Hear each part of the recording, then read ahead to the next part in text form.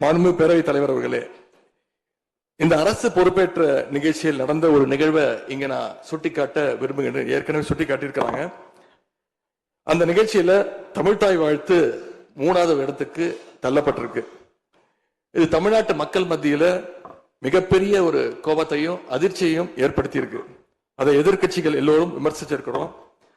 அதுக்கு ஆளுங்கட்சியும் ஒரு விளக்கத்தையும் கொடுத்திருக்கிறாங்க. நானும் பார்த்தேன். எங்களோட கருத்து என்ன அப்படின்னா, பாஜக ஆட்சிக்கு வந்திருக்கக்கூடிய மேற்கு வங்க மாநிலத்தில் பதவியேற்பு நிகழ்ச்சியின் போது வந்தே மாதரம் பாட்டு பாடப்படல. ஆனா இங்க தமிழ்நாட்டில் அது பாடப்பட்டிருக்கு. மேற்கு வங்கத்துல இன்னைக்கு யாரு ஆளுநரா போய் உட்கார்ந்துருக்காங்க அப்படின்னு உங்க அத்தனை பேருக்கு தெரியும். சொல்ல வேண்டிய அவசியம் இல்லை.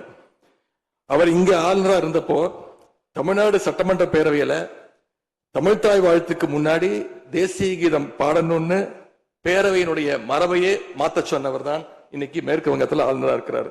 அதை நாங்க உறுதியா எங்களுடைய தலைவர் அப்போதைய முதலமைச்சர் உறுதியா மறுத்தார். அதனால 2023ஆம் ஆண்டு முதல் தொடர்ந்து 3 வருஷம் அவர் பேரவையிலிருந்து வெளிநடப்பு செஞ்சுட்டு போன காட்சிகளை எல்லாம் நீங்களும் பார்த்திருப்பீங்க.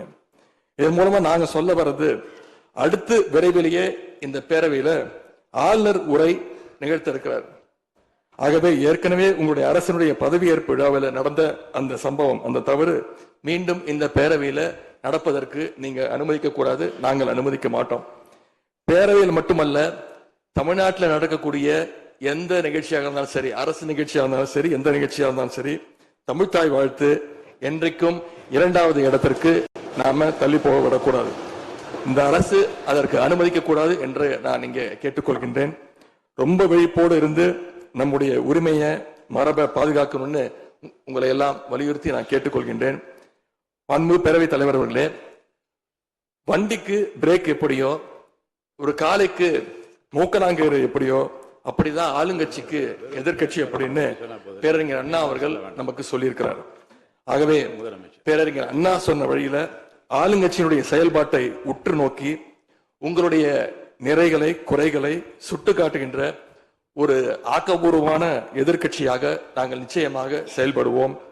தமிழ்நாட்டுடைய உரிமைகளுக்காகவும் வளர்ச்சிக்காகவும் நாம எல்லாரும் சேர்ந்து ஒன்னா பயணிப்போம்.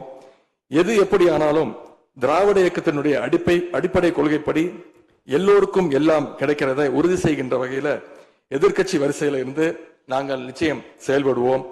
நடந்து முடிந்த தேர்தலில் ஆட்சி அமைப்பதற்கான பெரும்பான்மையை ஆளுங்கட்சிக்கு மக்கள் வழங்காமல் போனாலும் திராவிட முன்னேற்ற கழகத்துடைய